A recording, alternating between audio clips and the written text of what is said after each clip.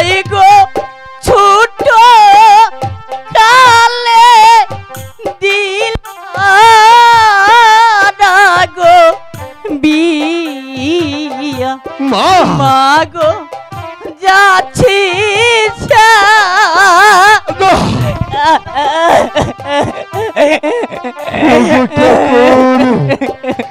তুমি আমাকে ধৈর্য ধরার শক্তি দাও।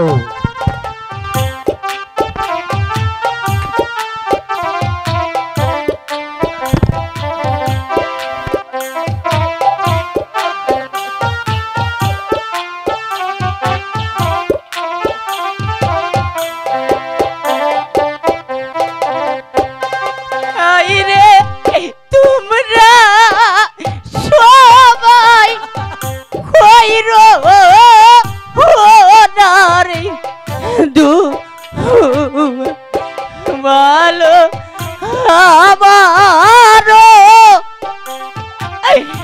ওলা গিয়া মারে তুই আমার কথা বলিস রে মা। ওরে মারে তুই যদি এমন কথা বলিস তাহলে আমি কি রে প্রাসাদে থাকবো। প্রভু ঠাকুর তুমি আমাকে ধৈর্য ধরার শক্তি দাও।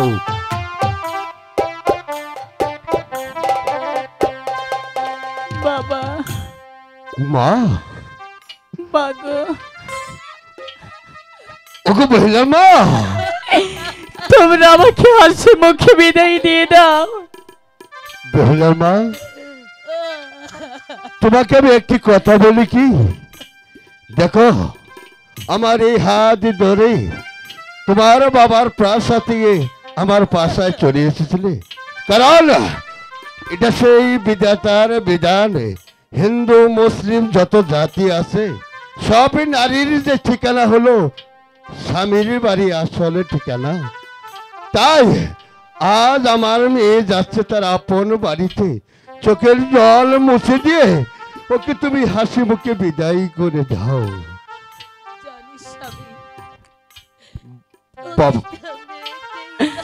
বাবা মা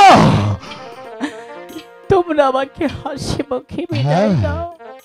বাবা লুকাই বাবা বাবা লুকাই ওই ভগবান আমার ঘরে একে একে 7টি কন্যা দিয়েছিল, তাই 7টি কন্যার মধ্যে সবার ছোট মা বেহুলা।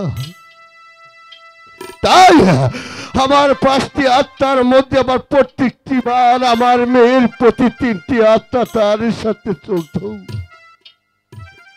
বাবা লুকাই বলুন বাবা। তুমি এখনো বুঝতে পারোনি আমার মা বেহুলা যে কত আমার আদরের ধন, তুমি বাবা এখনো বুঝিনি। তাই আমার কিছু করার নেই, ওই বিধাতার বিধান মতো আজ থেকে আমি তোমার হাতে আমার মা বেহুলাকে তুলে দিলাম। বাবা আমাদের শুধু আপনি আশীর্বাদ করবেন। হ্যাঁ ঠিকই বলেছ।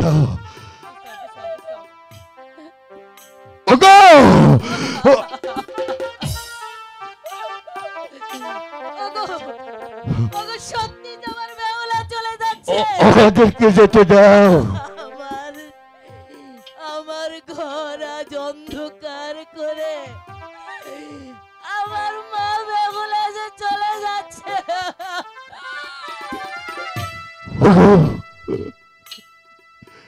বেহুলার মা মাগো বাবা তোমরা কাঁদছো না, আমি কাঁদবো। আজ বড় আমার আনন্দের দিন, আমার মা যাচ্ছে তার আপন বাবা। বুকে বড় ব্যথা নিয়ে চলে যাচ্ছি সেই স্বামীর ঘরে। কেন কষ্ট হচ্ছে জানো বাবা? তোমরা আমাকে ছোট্ট কালে বিয়ে দিয়ে দিলে, কেন কষ্ট হচ্ছে জানো মা? কেন যে মেয়ে হয়ে জন্ম নিয়েছিলাম, দুঃখ নেই আমার। আমি কি পারবো মা স্বামী সংসার করতে? মাগো, তোমার কথা আমার বারবার মনে পড়বে। আমার মন যখন তোমাকে দেখতে যাবে, আমি তোমাকে দেখতে পারবো না মা। কেন জানো? কারণ স্বামীর ঘরে গেলে স্বামীর কথাই যে চলতে হয়। যদি এই বেহুলার কথা একটিবার মনে পড়ে,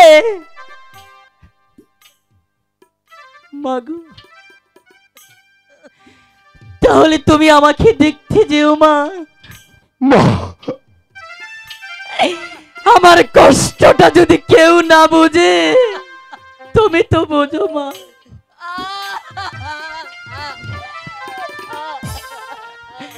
আজ আমি বুক বড় ব্যথা নিয়ে চলে যাচ্ছি স্বামীর ঘরে। এই বিদায়ের বেলায় দু চোখের জল ফেলে তুমি আমাকে আর কষ্ট দিও না মা। ওগো বাবা, মা, তোমরা ভালো থেকো। মারে মা।